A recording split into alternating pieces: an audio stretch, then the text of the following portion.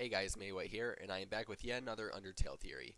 This one is about determining if Chara is truly evil. Once again, this will contain spoilers, so don't watch this if you haven't played the game yet.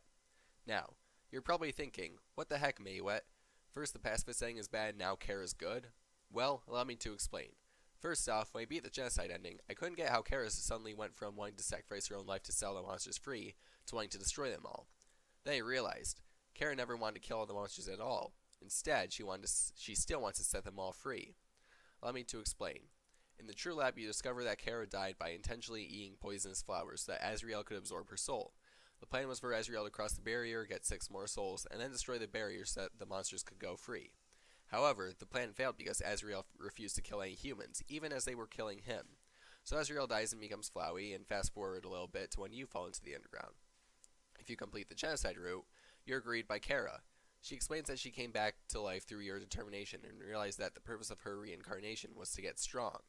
She then proceeds to destroy the world, and in order for you to get it back, you have to give her Frisk's soul. If you do that, then when you get the pacifist saying, it's going to be different. If you choose to stay with Toriel, she reveals that she has taken over Frisk's body, and if you don't, then the picture at the end shows all the monsters X'd out in Karen instead of Frisk, implying that she's killed all the monsters. Either way, the ending's bad. So that's the summary of Chara. Now, you're probably thinking, yeah, Maewtt, I already knew all of that, so how does that show that Chara isn't evil? Well, let me ask you something. How did Chara go from wanting to free all the monsters to wanting to kill them? Simple, she didn't. Instead, she came up with a different plan after her first one failed and you fell into the underground. First off, let me explain why she wouldn't want to kill the monsters. When she fell into the underground, she was amazed by their hospitality. The king and queen let her live with them, and they treated her as their own. How often does something like that happen in real life? I mean, seriously, when's the last time Obama did something like that? That level of compassion and kindness is something that she has never seen before in the human world. In fact, she's probably seen quite the opposite. According to Azrael, Chara climbed Mount Maewtt because she hated humanity and felt very strongly about it. During their original plan, Chara tried to kill all the humans, but thanks to Azrael holding back, she didn't kill anyone. Chara obviously wants to set the monsters free, not only because she wanted to repay their compassion, but because she hates humanity.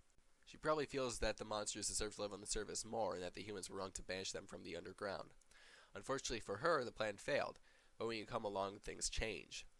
She gets another chance at freeing the monsters, that is, when you complete the genocide ending. The reason she wants you to do that is so she can get strong enough to destroy the world, and then use it to bargain for Frisk's soul. Why does she need his soul? So that she could take over Frisk's body anytime she wants. However, she only intends to do one thing with it, alter the pacifist ending. Think about it, when you complete the genocide ending, only 2 endings are altered, the pacifist and genocide. In future genocide runs, she'll encourage you to take another route. But Undertale has several different endings, so how do we know which one she wants? Well, since the pacifist ending is the only one that gets altered besides the genocide ending, it's obviously that one. So once you take that route, she takes over Frisk's body. The reason she does that is not so that she can wipe out all the monsters, but rather all the humans. But how can she do that? She's just a child after all. Well, if you look at the photo in the altered pacifist saying, all the monsters are X'd out, implying she killed them. Now you're thinking, but wait, Maewtt, this contradicts what you said about Chara wanting to set the monsters free.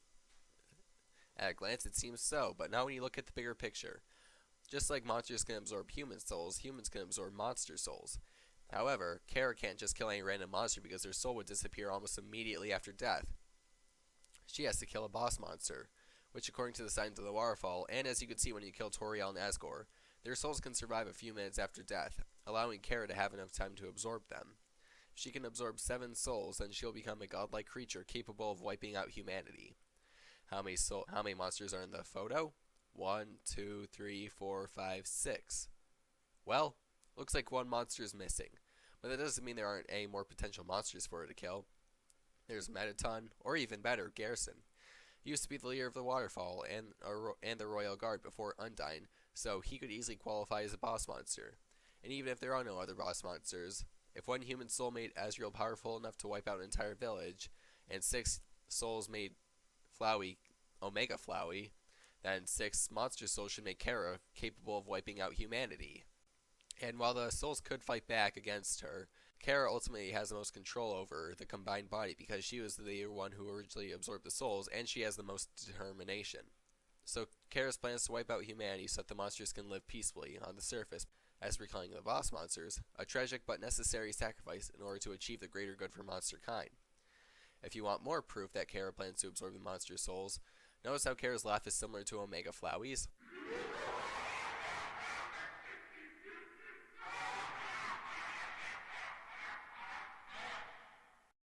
It's probably because just like Flowey absorbs 6 human souls, Chara absorbs 6 monster souls. So just to recap, Chara tried to get the human souls from the surface once but failed. You come along and complete the Genocide route. Chara destroys the world and then uses it to bargain for Frisk's soul. Chara waits for you to complete the Pacifist route, and when you do, she kills a few boss monsters so that she can wipe out humanity and allow monsters to live in peace on the surface once and for all. So how does that show that Chara isn't evil? After all, last time I checked, wiping out the entire human race is a pretty evil thing to do. Well, to be honest, whether Chara is evil or not is up to your definition of what makes someone evil. If you believe someone is evil based off their actions alone, then yes, Chara is evil.